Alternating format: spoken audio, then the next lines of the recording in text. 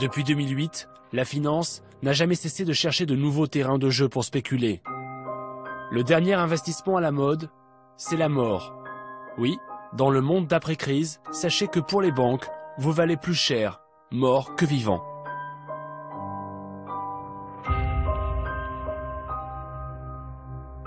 Sous le soleil de Floride, nous sommes allés rencontrer ceux qui ont eu l'idée géniale de créer des produits financiers qui permettent de spéculer sur la mort. Nous avons été autorisés à filmer leur congrès annuel dans un hôtel situé en plein Universal Studios, à côté de la ville d'Orlando. Ici, on ne s'en cache pas, on parle librement de la mort, parce que le temps qu'il vous reste, c'est de l'argent pour eux.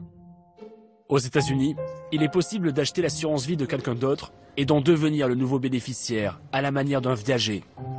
De là est né un business qui consiste à sélectionner des personnes gravement malades et d'attendre leur mort pour empocher le pactole. Un marché de 35 milliards de dollars en pleine croissance. Depuis que j'ai commencé ce business, c'est une excellente option pour nos clients. Combien cela rapporte par an? Je dirais un rendement à 2 chiffres. Ok, bien. On a des rendements à 2 chiffres. À 2 chiffres. À 2 chiffres, ces 3 dernières années. C'est très sûr parce que l'on sait tous comment ça va évoluer. Tout le monde va bien mourir un jour. Vous savez, dans ce pays, il y a 2 choses dont vous pouvez être sûr. Vous allez mourir et vous allez payer des impôts.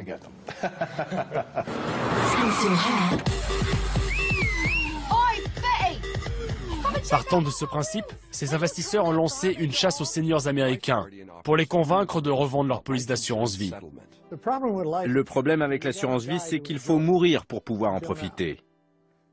Mais aujourd'hui, des entreprises paient de grosses sommes pour votre assurance vie. Laisseriez-vous une compagnie racheter votre assurance vie pour avoir de l'argent rapidement? Et pour aguicher les retraités, cette industrie macabre a choisi une ambassadrice de 91 ans qui leur ressemble. Betty White, l'actrice californienne, une des stars de la série Amour, gloire et beauté.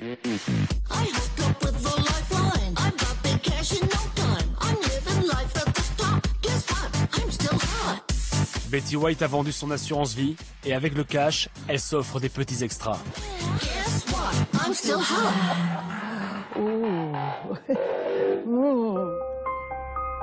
Ce que ne dit pas la pub, c'est que ces retraités sont souvent malades et vendent leur police d'assurance vie pour pouvoir payer leur traitement. Voilà le deal.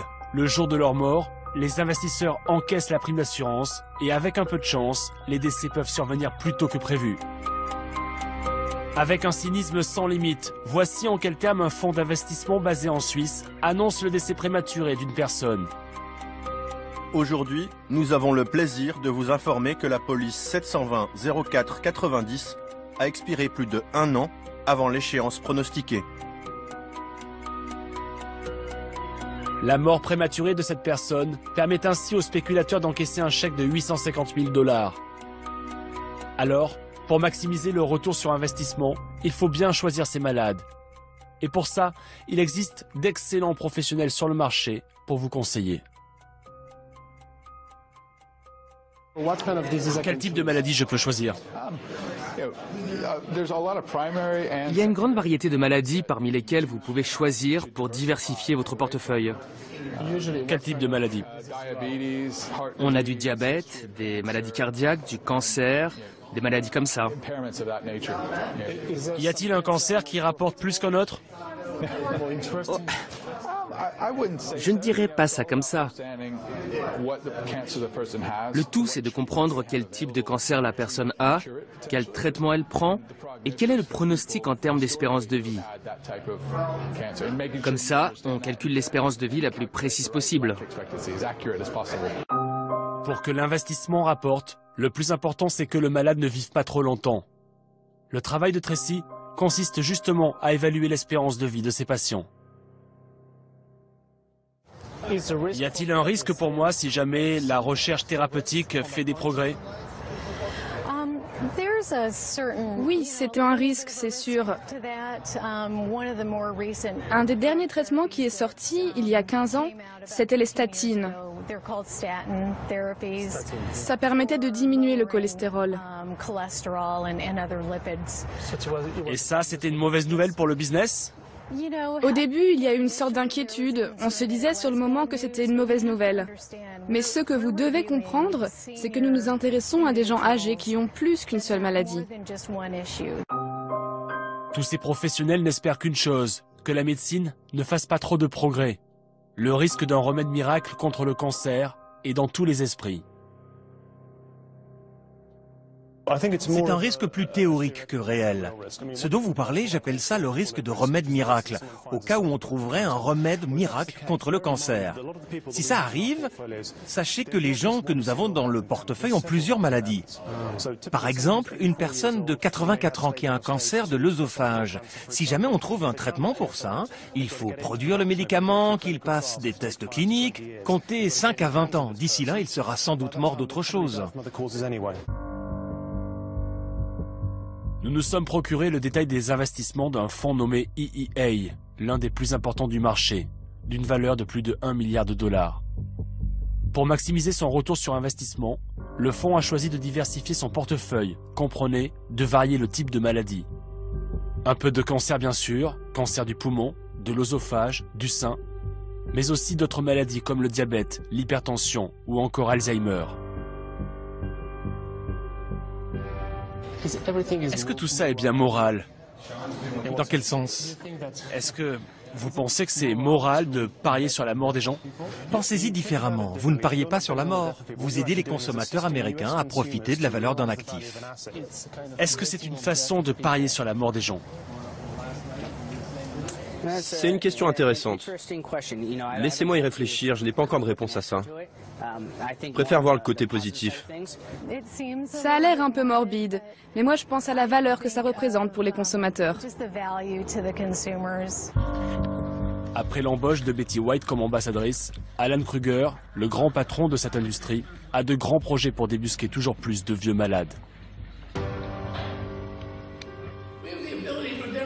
On a la possibilité d'identifier les gens qui vont sur Internet chercher des infos sur des médicaments. Le côté effrayant, c'est le manque de vie privée. Mais le côté génial, c'est l'opportunité que ça représente. Les informations sont disponibles. Nous devons aller les chercher.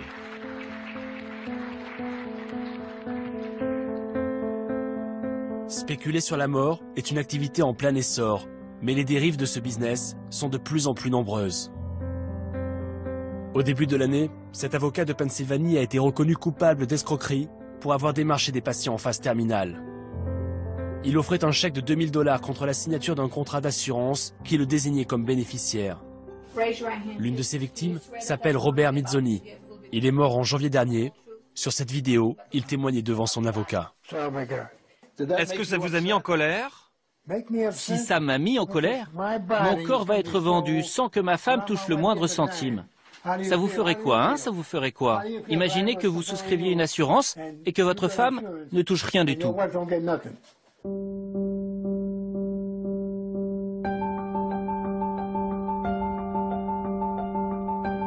Qui spécule sur la mort de ces dizaines de milliers d'Américains? D'autres Américains plus fortunés, des hedge funds bien sûr, mais aussi des Européens.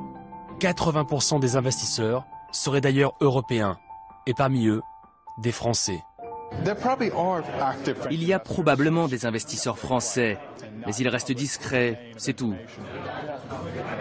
Parce qu'ils ne veulent pas que leur réputation soit entachée? Les gens qui investissent dans ce business le font très discrètement, parce qu'ils ne veulent pas voir leur nom en une du Wall Street Journal ou du Financial Times.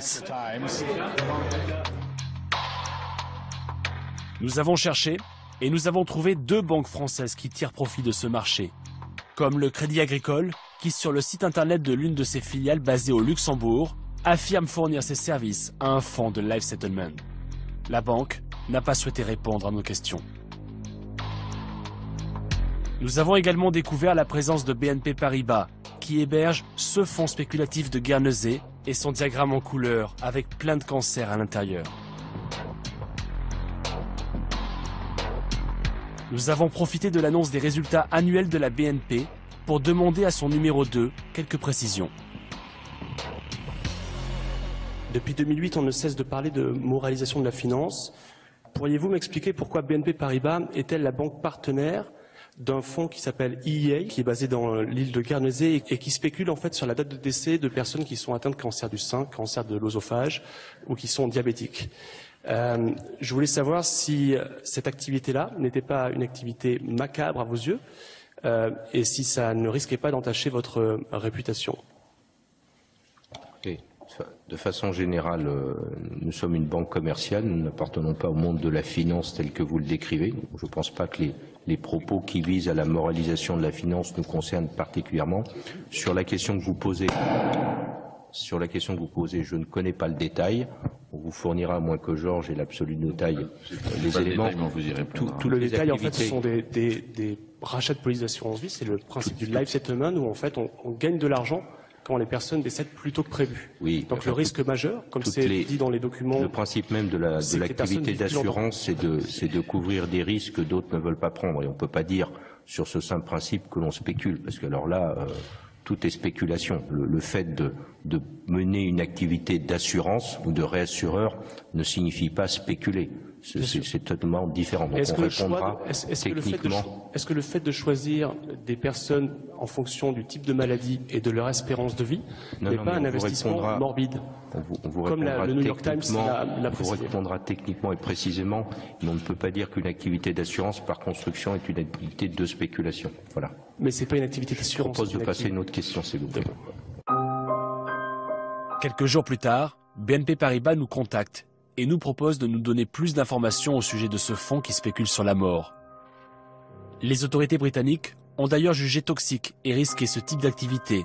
Ce fonds a donc été suspendu en 2011 jusqu'à nouvel ordre. Pour répondre à nos questions, Raphaël Leroy, en charge des relations avec les consommateurs de chez BNP Paribas. Est-ce que spéculer sur des femmes qui souffrent d'un cancer du sein, sur des personnes qui souffrent d'un cancer de la prostate, sur des diabétiques, est-ce que c'était jugé moral au départ? Nous n'avons qu'un client sur cette activité. Ouais. Est-ce que ça a été jugé moral? Nous tenons le compte de ce client. Cette activité, je vous le dis, était légale au moment où le compte a été ouvert, donc les contrôles ont été effectués. Légal, c'est sûr, mais est-ce que ça vous a posé aucune question? Pas au moment où voilà. Ensuite, maintenant, cette activité est controversée. Donc voilà, nous posons des questions, mais voilà, nous avons un client et nous n'avons de toute façon pas l'intention de poursuivre ces activités. Oui, mais est-ce que pour vous, la question est très simple, est-ce que pour vous, chez BNP, il est normal ou pas normal, moral ou pas moral, d'accompagner et d'être le partenaire, la banque partenaire de spéculateurs qui spéculent sur la mort? Alors nous ne sommes pas partenaires, c'est le client d'une de nos filiales. Nous tenons ce compte. Nous l'avons. Vous êtes la banque de dépôt de ce fonds. L'activité au moment où nous l'avons ouvert était une activité légale. Oui, légale, c'est sûr. Mais voilà. Est-ce que pour vous c'était moral au départ? Je vous ai dit l'essentiel. Au départ, cette activité est aujourd'hui controversée. Elle était légale au moment. Voilà, c'est les seules informations que je. Voilà. Donc c'est le seul fonds. Oui, c'est le seul client dans cette activité et c'est le seul fonds. BNP Paribas affirme n'avoir qu'un seul client de ce type. Au cours de notre enquête, nous avons pourtant identifié 2 autres fonds du même type, hébergés par la Banque française. Celui-ci, nommé Matrix, suspendu lui aussi. Sur l'une de ses présentations commerciales, on découvre dans l'obscurité un aigle tenant sa proie. Là encore, c'est BNP Paribas qui assure le rôle de banque de dépôt.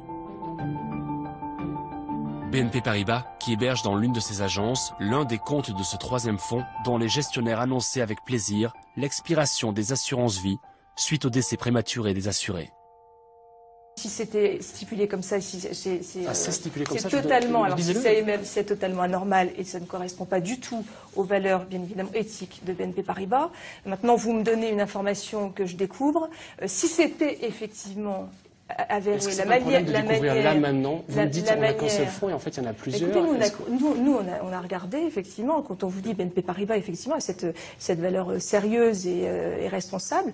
On a un seul client qui est détenu. Voilà, vous avez parlé. Voilà, un seul client dont nous tenons compte. Alors maintenant, je dois vérifier ces informations. Je les découvre. Je ne sais pas d'où elles viennent.